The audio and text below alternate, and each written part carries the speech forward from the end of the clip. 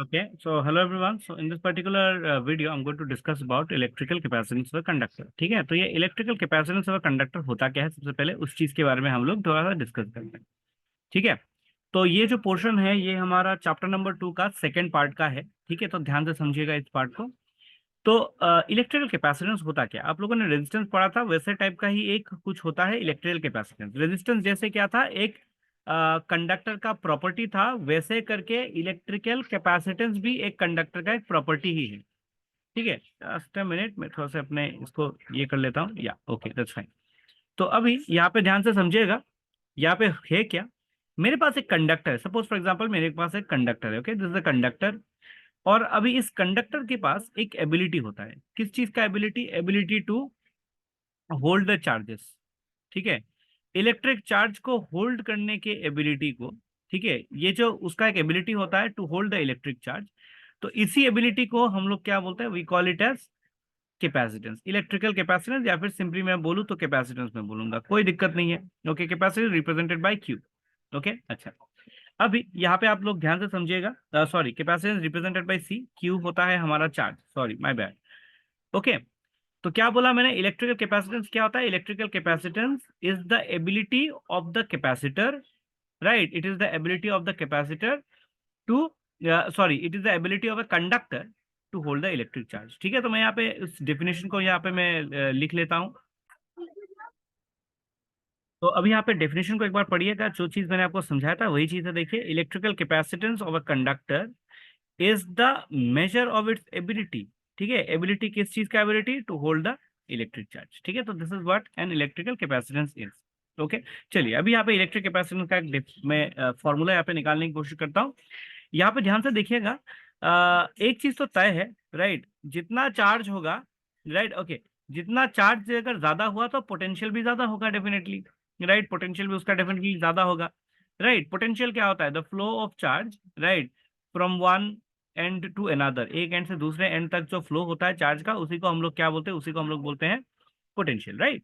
Okay, तो यहाँ पे एक चीज तो तय है कि this charge is going to be directly proportional to potential difference, right. Okay, तो अभी इसी प्रोपोर्शनलिटी को हटाने के लिए हम लोग क्या करते हैं, हम लोग को कांस्टेंट का इस्तेमाल करना होता है। और यहाँ पे जब मैं क्या करूंगा, इस प्रोपोर्शनलिटी को हटा के मैं क्या करूंगा, यहाँ पे मैं एक सी डाल दूंगा, this C is the constant here. Okay, ये कांस्टेंट को मैंने डाल दिया, तो यही कांस्टेंट क्या हो जाता है मेरा, यही कांस्टेंट हो जाता है मेरा कैपेसिटेंस। ठीक है, तो इसी ये होता है हमारा कैपेसिटेंस का फॉर्मूला। ओके, तो what is capacitance, by the way, capacitance is nothing but it is equals to Q by V. What is Q? Q is nothing but Q is the charge, right? And what is V? V is the potential difference या फिर electric potential, जो भी आप बोलो। ठीक है, तो क्या बोला मैंने, कैपेसिटेंस क्या होता है, capacitance is nothing but it is a ratio between charge and potential. या फिर अगर मैं इसको बेहतर ढंग से अगर मैं इसको डिफाइन करने की कोशिश करूँ तो क्या होता है, तो इसका डेफिनेशन यहाँ पे मैं थोड़ा सा यहाँ पे लगाता हूँ, यहाँ पे डेफिनेशन, इसका डेफिनेशन आप लोग एक बार पढ़िएगा इसको। तो यहाँ पे मैंने क्या किया, देखिए एक बार एक दफा देख लीजिए अच्छे से। यहाँ पे मैंने क्या किया, यहाँ पे देखिए मैंने कैपेसिटेंस का मैंने डेफिनेशन यहाँ पे लगा दिया है। What does the definition says, the definition is actually saying us that the capacitance of a conductor क्या होता है, मे बी डिफाइंड एज, ठीक है, द चार्ज। देखिए, कैपेसिटेंस का फॉर्मूला होता है क्यू बाई वी, अगर ये मेरा वी अगर यूनिट हो जाता है, वन हो जाता है, तो इसका मतलब capacitance is the charge required to raise the potential by how much, by a unit amount. Unit का मतलब होता है वन, तो वही चीज मैंने यहाँ पे लिखा हुआ है। ठीक है, तो I hope it's completely clear. तो फटाफट से एक बार की रिकैप कर लेते हैं क्या क्या चीज मैंने आपको पढ़ाया है। कैपेसिटेंस क्या होता है, कैपेसिटेंस एक सिंपल सा चीज है, इट इज अ प्रॉपर्टी या फिर इस कंडक्टर का एबिलिटी, किस चीज का एबिलिटी, इलेक्ट्रिक चार्ज को होल्ड करने का एबिलिटी, वो कितना इलेक्ट्रिक चार्ज होल्ड कर पाएगा एक कंडक्टर, वही होता है हमारा electrical capacitance. Okay, that's fine I guess. Capacitance, अभी मुझे पता है कि ये चार्ज जो होता है, this charge is directly proportional to potential difference. ठीक है, ये v के साथ डायरेक्टली प्रोपोर्शनल है। इस प्रोपोर्शनलिटी को हटाने के लिए हम लोग क्या करते हैं, यहाँ पे कांस्टेंट का इस्तेमाल करते हैं, वही कांस्टेंट होता है हमारा कैपेसिटेंस।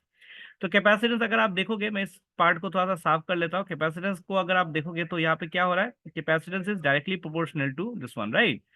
ओके, तो यहाँ पे capacitance is equal to Q by V आ जाता है। चलिए बढ़िया। तो यहाँ पे चार्ज बाय पोटेंशियल आ जाता है। अभी आप सोचिए पोटेंशियल को अगर मैं यूनिट, यूनिट का मतलब वन, आप लोगों ने क्लास 10 पे पढ़ा ही है इस चीज को, यूनिट का मतलब, ठीक है।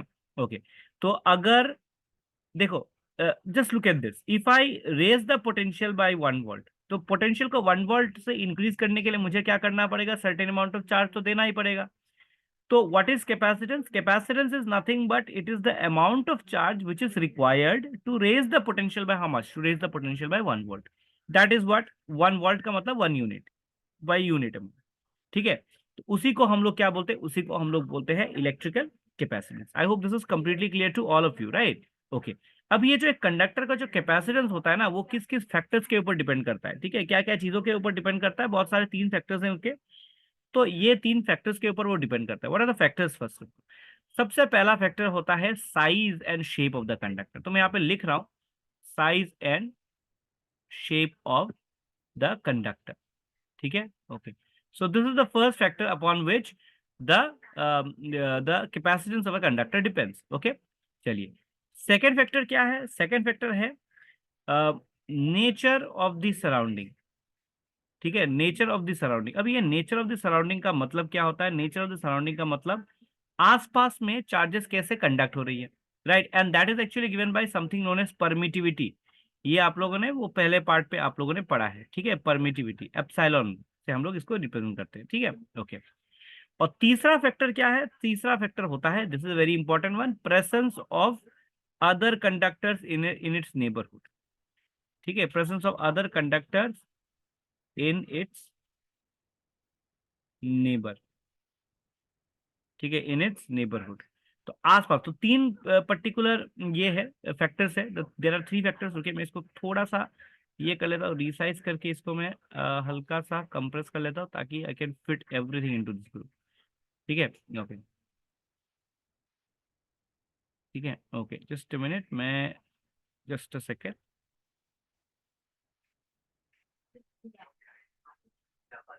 ओके, चलिए, okay, fine, it should be here, और यहाँ पे इस चीज को मैं,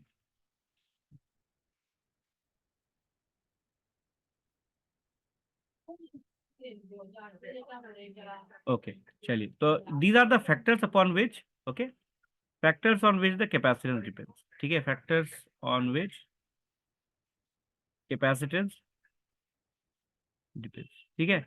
ओके, चलिए, तो यहाँ पे कैपेसिटेंस क्या होता है, कैपेसिटी। ओके, तो अभी आप शायद समझ गए होंगे ये कैपेसिटेंस किस किस चीजों के ऊपर डिपेंड करता है। चलिए, ठीक है, ओके। अभी क्योंकि एक नया सा फिजिकल क्वांटिटी है, तो डेफिनेटली इसका एक नया एक यूनिट भी होगा, अलग सा यूनिट होगा। तो याद रखना है आपको एसआई यूनिट, ठीक है। ओके, एसआई यूनिट, इसका एसआई यूनिट क्या होता है, फटाफट से इसको ये करते हैं।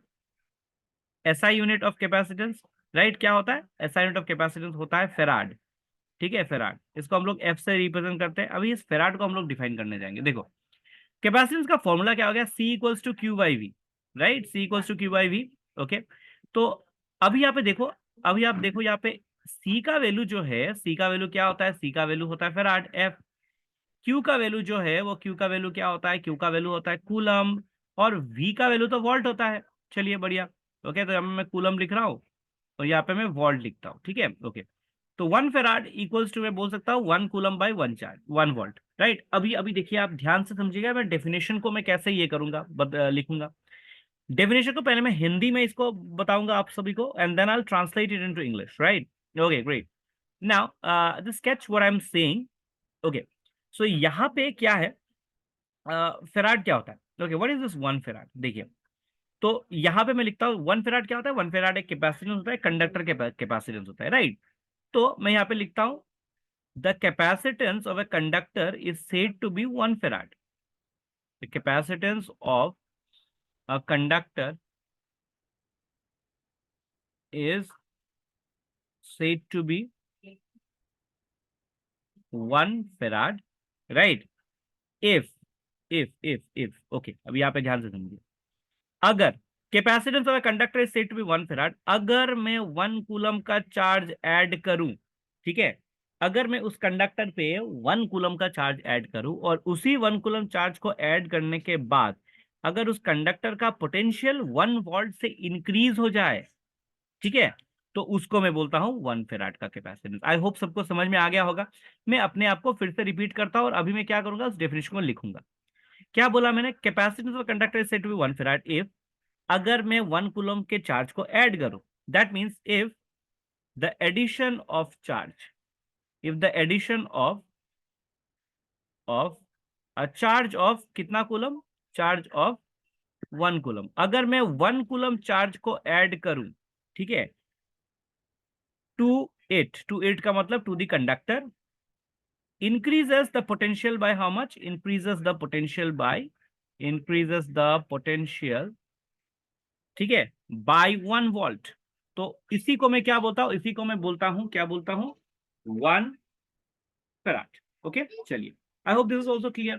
ठीक है चलिए, अभी ये तो था मेरा 1 farad, 1 farad equals to 1 coulomb by 1 volt. Okay चलिए बढ़िया। अभी ये फेराड जो होता है ना, काफी बड़ा यूनिट होता है, तो आपको याद रखना है 1 मिली फैराड कभी कभार हम लोग लिख सकते हैं। ठीक है 1 मिली फैराड। अभी ये what is this 1 milli farad right now, 1 milli farad को हम लोग ऐसे 1 m स्मॉल लेटर m और कैपिटल लेटर f लिख सकते हैं, और यहाँ पे हम लोग इसको लिख सकते हैं 10⁻³ फैराड। ठीक है ओके, याद रखना है। और क्या है, और क्या है, 1 माइक्रोफेराड हम लोग लिख सकते हैं, माइक्रोफेराड। 1 माइक्रोफेराड एक सब जिससे वेरी पॉपुलर यूनिट न्यूमेरिकल्स में यूज करेंगे आप लोग। ठीक है 10⁻⁻ क्या होता है, -6 फैराड होता है। और एक होता है 1 पिकोफेराड। ठीक है, तो 1 picofarad is equal to nothing but 10⁻12 farad. ठीक है, फटाफट से क्विक रिकैप करते हैं अभी तक। Electrical capacitance, ability of the conductor to hold the electric charge. Charge जो होता है वो डायरेक्टली प्रोपोर्शनल टू क्यू होता है, राइट वो डायरेक्टली प्रोपोर्शनल टू, देखिए क्यू होता है यहाँ पे। Okay and then sorry, charge is directly, sorry my bad, charge is directly proportional to V. ठीक है, तो इस प्रोपोर्शनल को हटाने के लिए हम लोग सी का इस्तेमाल यहाँ पे करते हैं, तो C equals to Q by V हो जाएगा। चलिए बढ़िया। ऐसा यूनिट ऑफ फैराड क्या होता है, ऐसा यूनिट क्या होता है, कैपेसिटेंस का ऐसा यूनिट होता है हमारा फैराड। ठीक है, तो 1 farad is equals to 1 coulomb by 1 volt, right okay. तो यहाँ पे कैपेसिटेंस क्या डेफिनेशन अगर मैं लिखूं, capacitance of conductor may be defined as the charge required to increase the potential by a unit amount, right. मतलब कितना चार्ज में डालू, डालने के बाद उसका पोटेंशियल यूनिट अमाउंट से इंक्रीज होता है, उसी को हम लोग बोलते हैं। ठीक है ओके। फैक्टर, जिस फैक्टर्स के ऊपर कैपेसिटेंस डिपेंड करता है, ये 3 फैक्टर्स हैं, एक बार अच्छे से गौर फरमाइएगा। ओके, और उसके बाद आते हैं हमारा फैराड का डेफिनेशन, मैंने आपको समझाया, क्लियरली समझ में आ गया, और ये 3 पॉपुलर यूनिट्स हो जाते हैं। ठीक है चलिए okay, so this was the first thing. Then अभी क्या है, अभी यहाँ पे मैं थोड़ा सा एक चीज का मैं कैपेसिटेंस थोड़ा सा निकालता हूँ, वो हम लोग आगे जाके काफी इस्तेमाल करने वाले हैं। ठीक है, मेरे पास सपोज फॉर एग्जांपल, तो यहाँ पे मैं इसको लिखता हूँ, इस टॉपिक को लिख देता हूँ यहाँ पे, capacitance of a spherical, capacitance.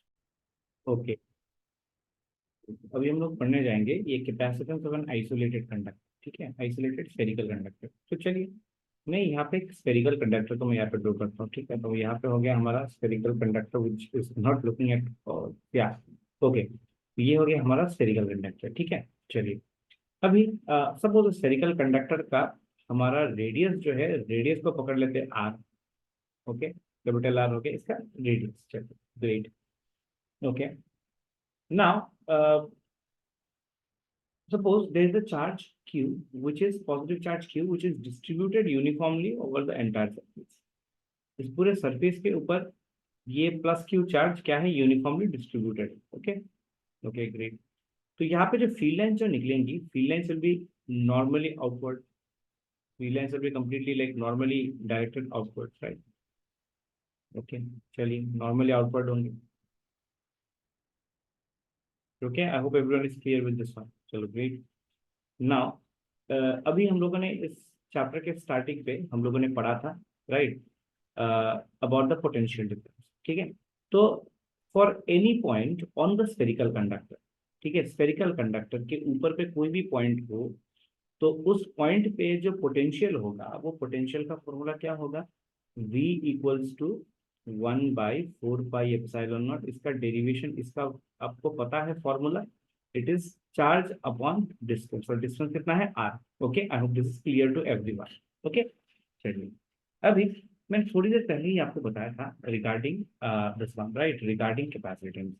Capacitance का फॉर्मूला क्या होता है, मुझे निकालना है इस कंडक्टर का, स्फेरिकल कंडक्टर का कैपेसिटेंस। आपको पता है सी का वैल्यू क्या होता है, C is equals to Q by V. Okay, चलिए अब यहाँ पे अगर आप वैल्यूज को पुट करते हैं, ठीक है, just look at this, you just put the values 1/4 pi epsilon not, ठीक है, इनटू क्यू बाई आर। ठीक है, तो यहाँ पे क्यू और क्यू हो जाएंगे कैंसर, बाकी सारी चीजें चली जाएंगी ऊपर, and it is going to be 4 pi epsilon naught into. Okay, so this is sorry, this is what capacitance of a conductor basically is. Okay, तो capacitance of a conductor in a spherical, sorry, capacitance of a spherical conductor कुछ ऐसा होता है where R is nothing but radius of the conductor। तो इसका मतलब ये होता है कि ये जो रेडियस जो होता है ना, रेडियस के साथ उसका बहुत अच्छा उसका रिलेशन है, right. If the radius of the conductor goes up, that means the capacitance is definitely going to go, right. I hope आप सभी को ये बात आ गई समझ में, राइट।